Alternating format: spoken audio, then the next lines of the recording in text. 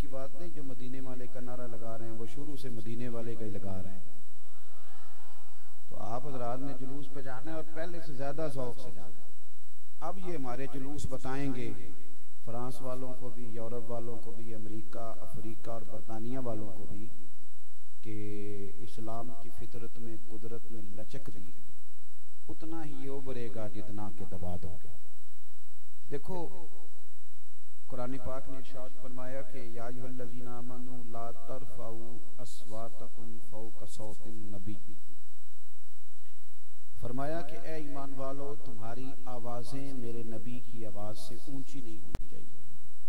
वला तजहरू लहू बिल कौली, तुम जिस तरह आपस में चिल्ला के बात करते हो मेरे नबी के साथ इस तरह बात ना करना। या अल्लाह अगर किसी से ये गलती हो गई तो फरमाया अनतहबता आमालुकुम, मैं तुम्हारे सारे अमल जाया कर दूंगा। मेरी बात को समझे, मैं कुरान पाक पढ़ रहा हूं। वांतुम ला तशउरून, तुम्हारे सारे अमल जाया हो जाएंगे और तुम्हें पता भी नहीं चलेगा। सारे अमल देखो, किसी हस्ती का आप जितना ज्यादा अदब करोगे ना उतनी उसकी बात भी ज्यादा मानोगे।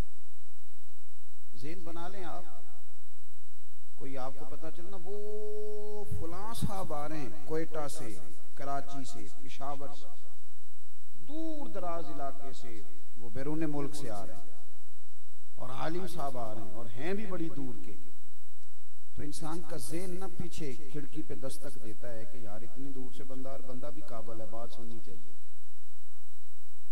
जितना किसी शख्स का आपके जहन के अंदर तासुर बड़ा होगा, आपको पता है कि हमारे मुल्क में जद्दोजहद करके मौलवी का तासुर खराब किया गया है, इसलिए कि जब मौलवी साहब की, पीर साहब की कदर कम हो जाएगी तो उनकी बात की कदर भी कम हो जाएगी।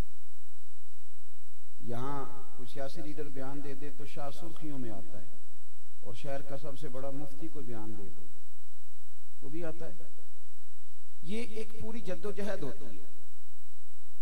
दीनदार का जब माहौल खराब किया जाता है ना, दीनदार का, जो बच्चे, आप यकीन करें कि मैं उन लोगों को भी जानता हूं जिनका अब्बा अनपढ़ है, खुद वो पीएचडी हैं, अब्बे ने कुछ भी नहीं कमाया और सारी मेहनत बेटे ने की, लेकिन अब्बा मजाक में भी कोई बात कर दे तो बेटा कहता है बस मेरे अब्बा जी ने कह दिया। अब्बा बेशक कहता रहे कि पुत्र वो मैं इसलिए नहीं कह रहा था, मैं तो बस ऐसे शुगर कर रहा था, अब्बा जी आपने कह दिया तो हमने मान लिया। क्यों? जितनी ज्यादा वालिद को अहमियत देगा उतनी बात जल्दी मानेगा, तवज्जो से मानेगा। जितना ज़हन होगा ना कि मेरे उस्ताद जी बड़े समझदार, एक एक जुमला, एक एक बात, उनकी एक एक चीज समझ में आएगी। और जितना किसी की इज्जत कम करते जाओगे ना, जब ये कहना शुरू कर दोगे ना अब्बा जी बूढ़े हो गए मैंने पता ही नहीं चलता, अब ना निजी हूं, बीवी से कह रहा होता है, कहता है अम्मा मेरी निकटा हूं पता लग रहा है, तो वो तो फिर उसकी मिन्नत भी नहीं सुनेगी, क्योंकि तूने तुझे कह दिया उसे पता ही को नहीं चलता, वो माज़अल्लाह पागलों जैसी बातें करती। तो मिन्नत भी करेगी ना कि पुत्र दवाई खिला दे, तो कहेगी नहीं ये तो इसको तो पता ही कोई नहीं। मेरी बातों की समझ आ रही है आप हजरात को? जितना किसी की शान कम कर दी जाएगी, अजमत कम कर दी जाएगी नजरों में, मैं बड़ी जिम्मेदारी से आपको कहता हूं हमारे सियासी लीडर इतने बुरे नहीं जितनी तबाही उतर गई है। उनके कार्टून बनाए गए, उनके नाम के मजाक बनाए गए, तमाशे लगाए गए। हम जो मर्जी भी करें, हम भी बड़ा इनसे एलर्जी खाते हैं, पर यह है कि हमारे मुल्क की नुमाइंदगी तो आखिर इन्हीं में से किसी ने करनी है ना। मेरी बात की समझ आ रही? लेकिन इतना नीचे गिरा दिया हमने, इतना नीचे कि बाकी मुमालिक के भी लीडर होते हैं, पर इस तरह किसी की तौहीन करना, और ये करते ये खुद हैं। ये क्या करते हैं कि जब किसी की मुखालफत पे उतरते हैं तो इतनी घटिया बात करते हैं कि फिर सामने वाला उससे ज्यादा घटिया करने की कोशिश करते। वकार खराब हो गए। आपकी असेंबली जो कौमी थी और आपका सेनेट जो ऐवान बाला था, उसके बारे में हमारे बच्चे कहते हैं ये मछली बाजार है, ये तो लड़ते हैं आ जाते हैं। मैं जो बात आपको समझाना चाहता हूं उस पर आप गौर करेंगे। जितनी किसी की शान घटा दोगे उसकी बात भी घट जाएगी, उसका पैगाम भी नीचे आ जाएगा। जितनी शान ऊंची होगी उतना मकाम भी ऊंचा होगा। मेरे रब ने हमें बताया है कि जितना मेरे नबी का अदब ज्यादा करोगे मेरे नबी की बात भी ज्यादा मानोगे। सारे ऊंचों से ऊंचा समझिए जिसे आला हजरत फरमाते हैं। ये सादा शेर है, इसके तर्जमे की जरूरत नहीं। आला हजरत फरमाते हैं सारे ऊंचों से ऊंचा समझिए जिसे, यानी जिसे तो अपने ज़हन में सबसे ऊंचा समझता है ना, सारे ऊंचों से ऊंचा समझिए जिसे, है उस ऊंचे से ऊंचा हमारा नबी, है उस ऊंचे से ऊंचा, सबसे औला ओ आला, सबसे। ये हमारे बुजुर्गों ने बड़ी मेहनत करके आपको नातें याद कराई हैं, लेकिन आप कभी इनका तर्जुमा सीखें। सबसे औला हो आला हमारा नबी, और सबसे बाला हो आला अपने मौला का प्यारा। हमारा नबी, और दोनों आलम का दूल्हा हमारा नबी। जितना हुजूर की देखो, अल्लाह करीम ने फरमाया मेरे नबी की आवाज से आवाज ऊंची, हालांकि ये मुश्किल काम है। टेप का वॉल्यूम होता है, 1 नंबर पे कर लो, 2 नंबर पे कर लो, 6 नंबर पे कर लो, वॉल्यूम है ना जी, उसका वॉल्यूम है। मेरी आवाज का वॉल्यूम है, स्पीकर का तो है, पर मेरी आवाज का कोई कह सकता है कि इस वक्त आप 3 नंबर वॉल्यूम पे बोल रहे हैं, 4 नंबर पे बोल रहे हैं, इसलिए कि बंदे की आवाज का कोई वॉल्यूम है। यही कह सकते हैं कि एक आदमी ऊंचा बोल रहा था या जोर से बोल, या बहुत जोर से बोल रहा था, यही बात है। आवाज का वॉल्यूम नहीं होता, लेकिन फिर भी कहा गया कोई पैमाना नहीं कि कोई बंदा उसको तोल ले कि जनाब ये इतने किलो आवाज है, या कोई ऐसा पैमाना नहीं जिससे नाप ले। फिर भी कहा कि जब मेरे नबी बोल रहे हो तो तुमने ख्याल रखना, तुम्हारी आवाजें मेरे नबी की आवाज से ऊंची ना हो, और अगर ऊंची हो गई, तुमने सारी जिंदगी भी नमाज पढ़ी तो अनतहबता अमालुकुम, तुमने सारी जिंदगी ज़कात दी तो जाया, सारे हज किए तो। यार ये अदब रसूल का जो हुक्म है, अदब रसूल का, इसको समझो। जितना ऊंचा, और एक बात और आपको अर्ज करूं, हम तो आज ये ना समझते, हमारा मौलवी हदीसें सुनाता है हर जुमे तगड़ी तगड़ी, लेकिन हम उस वक्त जाते हैं जब बिल्कुल खुतबे का टाइम हो जाता है। बिल्कुल हमें तो इससे अब गरज ही नहीं है। लेकिन अगर आप हमारे मुहद्दिसीन को देखेंगे ना, नबी पाक सल्लल्लाहु अलैहि वसल्लम ने फरमाया कि जिसने 3 बेटियों की परवरिश की और अच्छी तरबियत करके निकाह करके रुखसत कर दिया, या जिसने 2 की, या जिसने 1 बेटी की परवरिश की, फरमाया जिस तरह मेरी ये 2 उंगलियां जुड़ी हुई हैं, इस तरह मेरे साथ जुड़ के जन्नत में जाए। आप हदीस की सारी किताबें टटोल लें, सारी किताबें, किसी मुहद्दिस ने ये नहीं लिखा कि नबी पाक ने फरमाया मेरी 2 उंगलियों की तरह जुड़ के, ये नहीं फरमाया, बल्कि हर बंदे ने, हर मुहद्दिस ने हदीस में लिखा है कि नबी पाक ने उंगली उठाई, इशारा किया, करके दिखाया। इस बात का माना क्या है? इसका माना यह है कि मेरे नबी की बातें भी मौजूद हैं किताबों में, और मेरे नबी के इशारे भी महफूज हैं किताबों में। जो हुजूर ने किसी जगह इशारा कर दिया ना, इशारा, मेरी बात की समझ आई आप हज़रात? जो हुजूर ने कहीं इशारा किया है, वो इशारा भी कुतुब हदीस में मौजूद। तो हमें बहुत ज्यादा अदब। एक सहाबी थे हजरत बरा बिन आज़ब, वो एक दिन बयान कर रहे थे कि नबी पाक सल्लल्लाहु अलैहि वसल्लम ने ना अपनी उंगलियां यूं करके दिखाई, यूं करके दिखाई। तवज्जो है मेरी बात? और उंगलियों का जिक्र करते करते ना फिर कहने लगे वो हुजूर की उंगलियां थी, मैं हुजूर का इशारा तुम्हें बता रहा हूं, वैसे मेरी उंगलियां नबी पाक की उंगलियों जैसी नहीं। भाई आप ये बात ना भी करें तो क्या हरज है? तो वो कहते हैं इसलिए करनी जरूरी है कि हुजूर की बात भी सुनानी है और नबी पाक का अदब भी कायम रखना है। बोले नहीं जी बड़ी मेहरबानी, मैं तो वैसे जल्दी जाने वाला हूँ, आप बोलेंगे तो मैं और जल्दी चला जाऊंगा। बुज़दिल बंदे को और बुज़दिल तो ना करो, मेहरबानी करो। ये तो उस खतीब की तकरीर में लोग बातें करना जिदा पता हो बेपे ने 2.25 घंटे नहीं जाना। मेरा ख्याल है कि 20 मिनट चुप रह के देखो भला की होंगे। ये दौर नहीं है ना चुप रहने का, तो आप तजर्बा करें भला थोड़ी मेरी बात है। याद रखेंगे आप कि सरकार का जो अदब है, देखो एक सादी सी बात है। कोई भाई मेरे भाई से आके पूछता है, मुझसे पूछता है ये आपसे बड़े हैं कि छोटे हैं? तो क्या कहते हैं ये छोटा है मैं बड़ा हूं। यही कहूंगा ना मैं छोटे भाई के। आपसे कोई पूछता है, हजरत अब्बास हुजूर के चचा हैं। यार ये दीन है, इसे खतीब का नुक्ता ना समझा करो, ये दीन है। आप हर बंदे से रूटीन की बात करेंगे, अल्लाह के नबी से इस तरह बात नहीं करेंगे। हर बंदे के बारे में रूटीन की बात करोगे, रसूल पाक के बारे में उस तरह बात नहीं करोगे जिस तरह रूटीन में होती।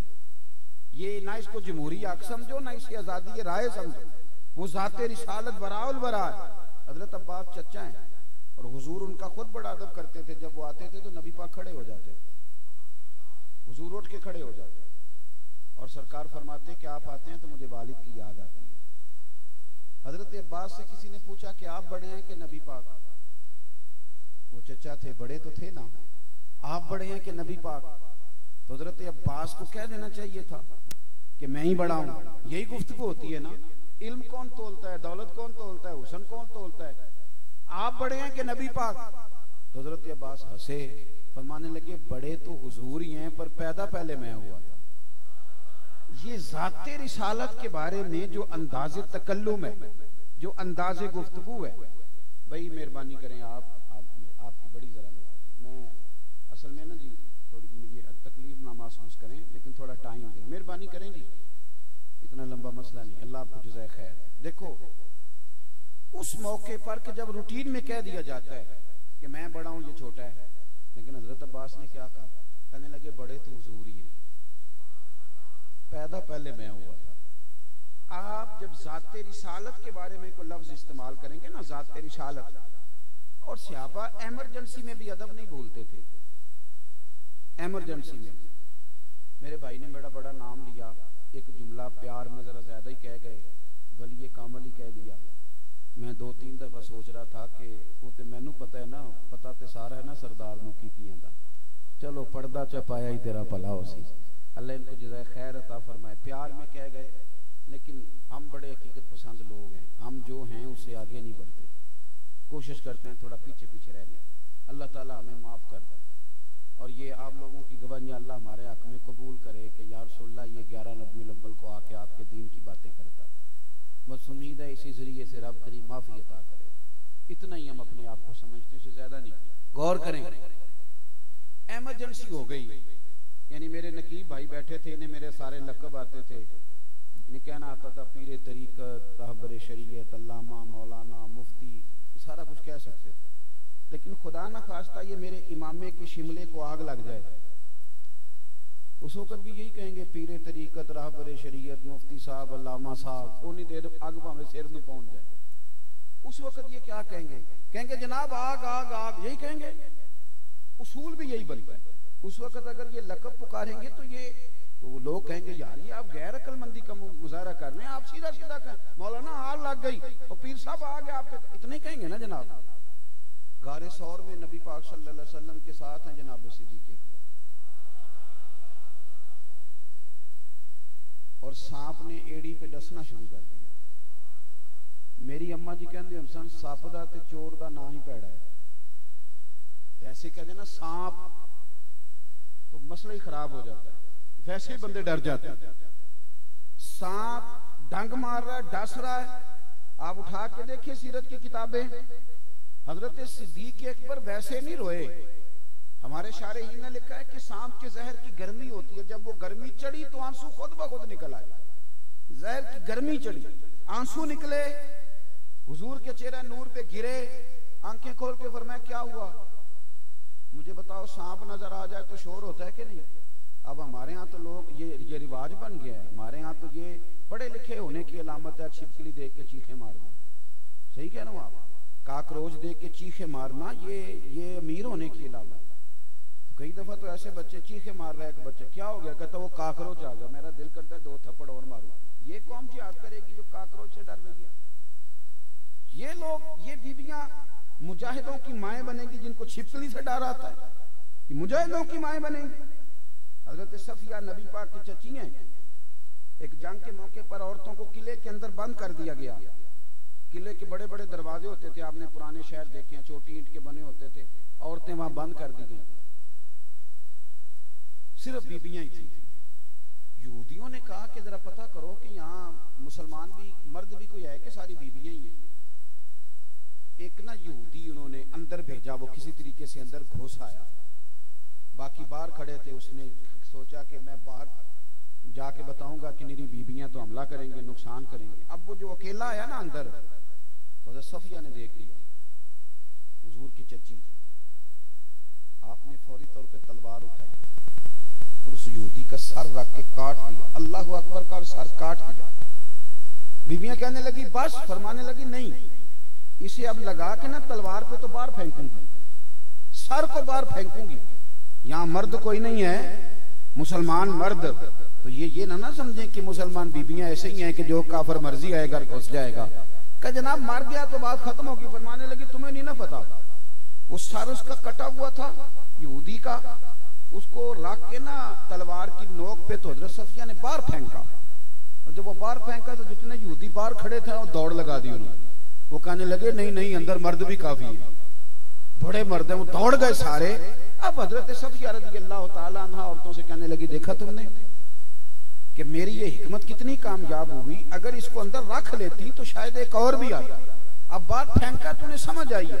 औरतें बहादुर होती, औरतें दलेर होती। बीबी हजरत अमर बिन जमू की बीबी कहती है, मेरे 4 बेटे थे और मेरे शौहर लंगड़ा के चलते थे, पर मैंने चारों के चारों तैयार की और फिर मैंने बूढ़े शौहर से कहा 4 पुत्र मैदान में शहीद हो जाएंगे तो तू बैठ के क्या करेगा, तू भी जा।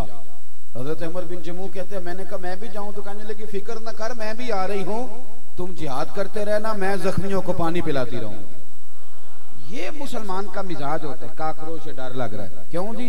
कहते हम अमीर बड़े हैं ना, हम अमीर हैं। ये अमीर होने की नहीं, बुज़दिल होने की अलामत। हजरत सैयदना अबू बकर सिद्दीक, जो बात कह रहा हूं उस मौजू पे आता हूं। हजरत सिद्दीक अकबर की एड़ी को सांप ने डसा, तो जब कोई डांग मारे तो इमरजेंसी में लकब लिए जाते हैं कि सांप सांप कहा जाता है।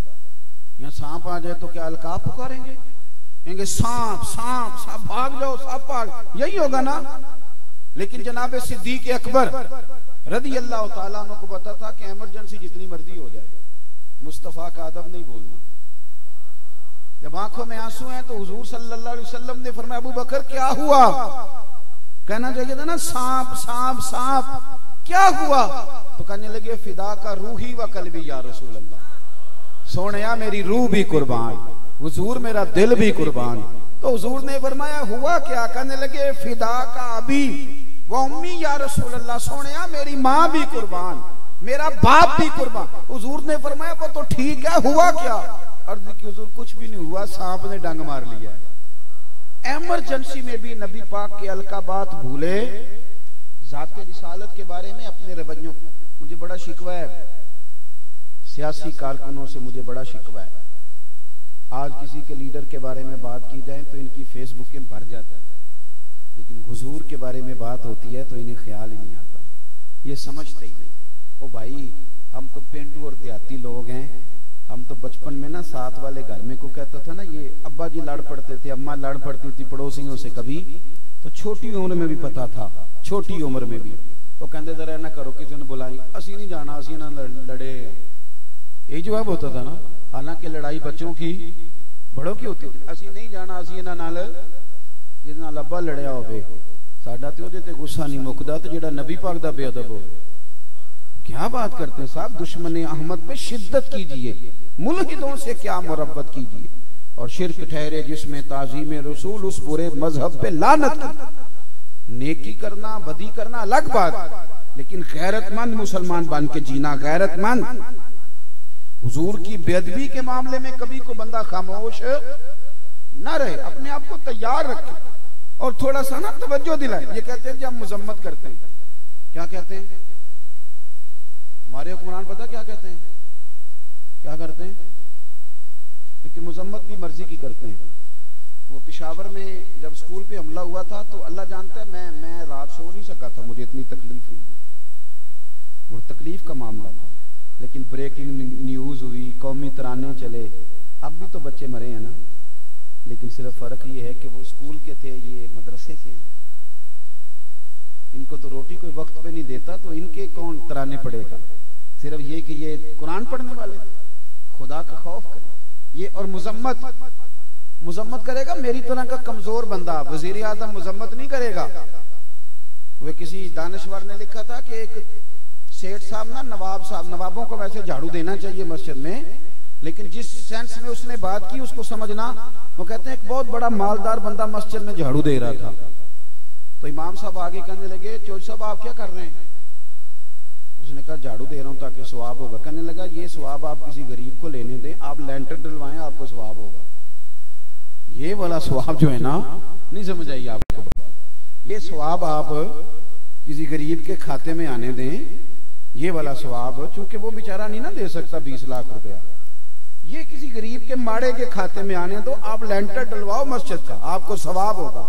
ओ मेरे भाई, ये मुजम्मत वाला सवाब आप हमारे खाते में आने दें, ये मुजम्मत हम करेंगे, आप मुजम्मत नहीं करेंगे।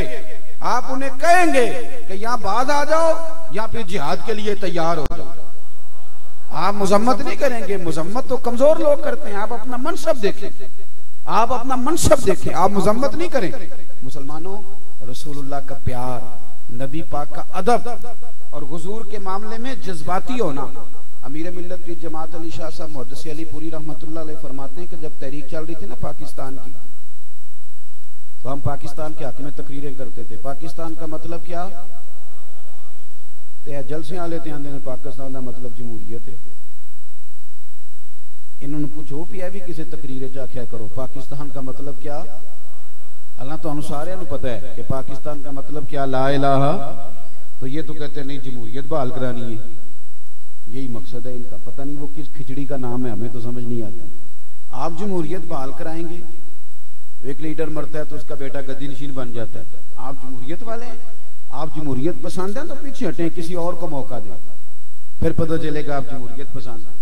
अमीर मिल्लत कहते हैं हम तकरीरें करते थे मुसलमान उलमा और पीर पाकिस्तान के हक में, हिंदू पंडित जो थे वो माज़अल्लाह इस्लाम के खिलाफ तकरीर। हम कहते थे दीन नाफिज होगा, और वो कहते थे कि अगर पाकिस्तान बन गया तो वहां हाथ कटेंगे, गर्दनें कटेंगी, सख्त सजाएं मिलेंगी। वो अपने रंग में माज़अल्लाह बातें करते थे। एक जगह हिंदुओं का जलसा हो रहा था, सारे हिंदू ही थे, एक पंडित तकरीर कर रहा था, वहां मुसलमान कोई भी नहीं था। एक ही था वो जिनके पास डंडा नहीं होता कई रंगों का, और उनके पास दौरी भी होती है, और कोने में बैठे होते हैं, है ना जी, और अली अली के नारे भी लगाते हैं कई दफा। वो एक साइड पे बैठा था, तो हिंदू पंडित ने ना तकरीर करते करते माज़अल्लाह नबी पाक के बारे में कोई गलत बात कर दी, माज़अल्लाह अस्तग़फिरुल्लाह। उसने सुन ली, स्पीकर लगा हुआ था। अब वो मलंग बंदा था, उसे रोकना भी किसी ने नहीं था। उसने वो रंगीन डंडा ही उठाया वहां से और आके चढ़ गया स्टेज पे।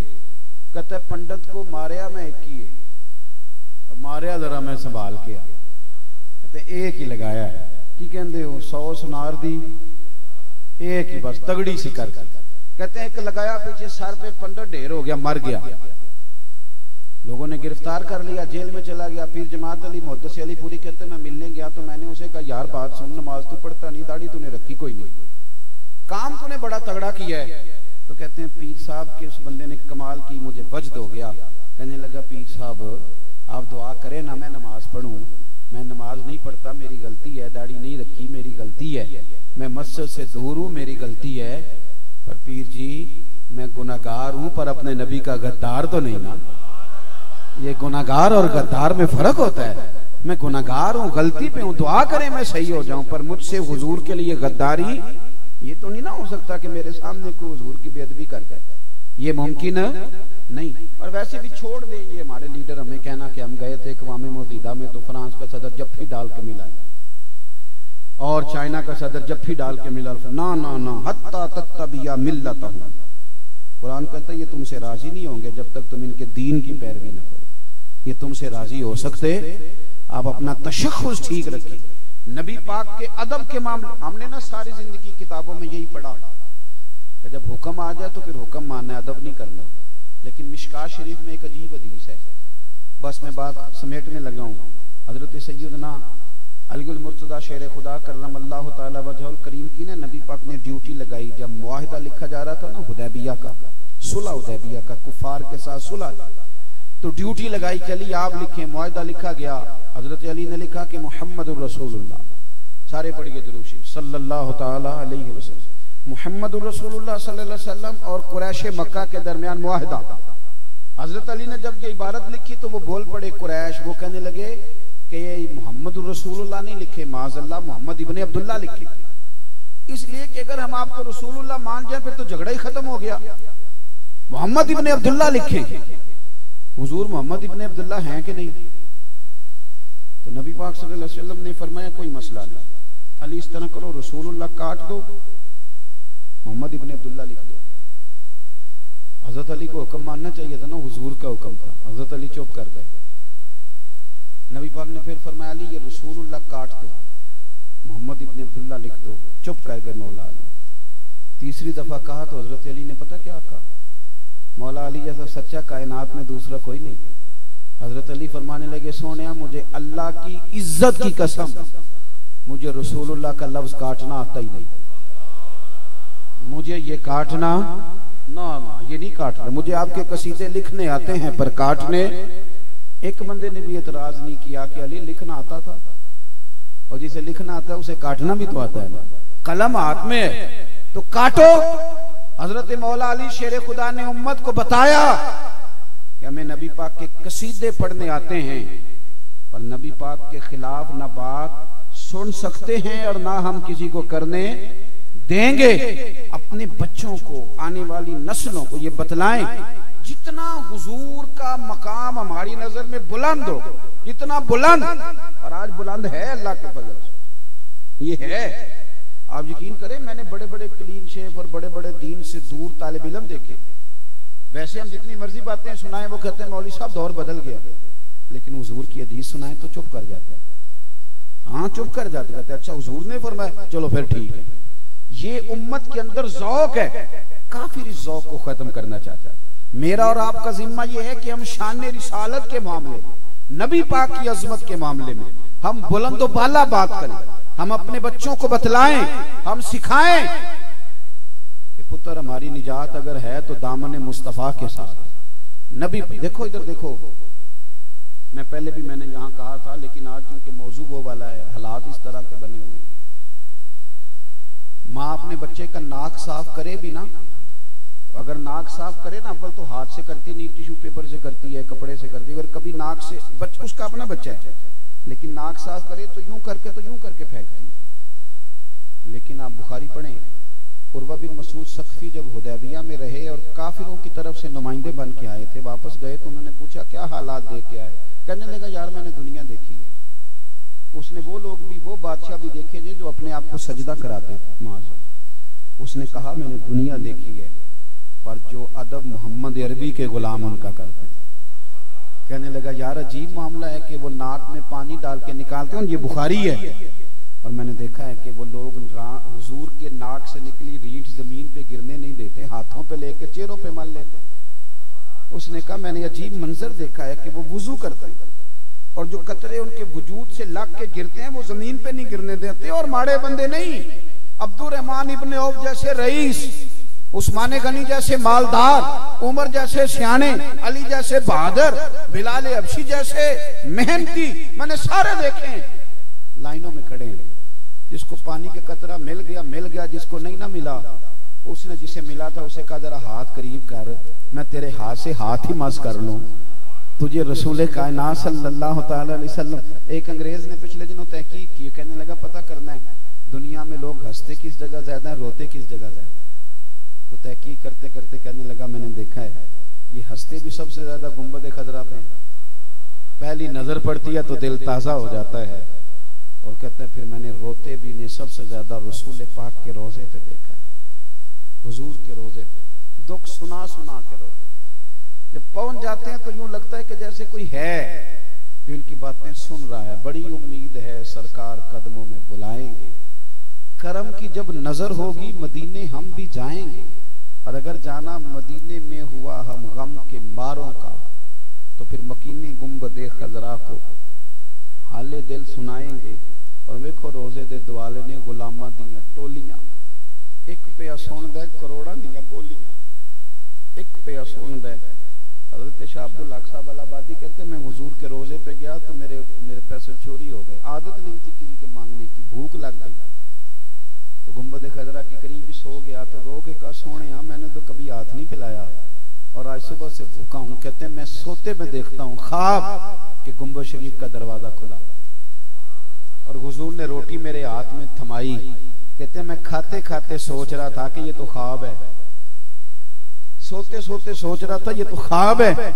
लेकिन फरमाते हैं कि अभी आधी रोटी खाई थी, मुझे किसी ने आके जगा दिया, आधी मैंने खा ली थी और जब जागा हूं तो बाकी आधी मेरे हाथ में मौजूद थी। ख्वाबे दे विच माही आया, ख्वाबे दे विच माही आया, तो मैं ओदे गल विच पा लईयां बाहां। ओ लोको मैं डर दी मारी अख भी ना खोला, किते फेर विछड़ ना जावां। चिर होया मैनू तरले लेंदियां, कदी मोड़ मेरे वलवागा, ख्वाब मेरी विच एक बार जे आवे मैं सारी उम्र न जागा।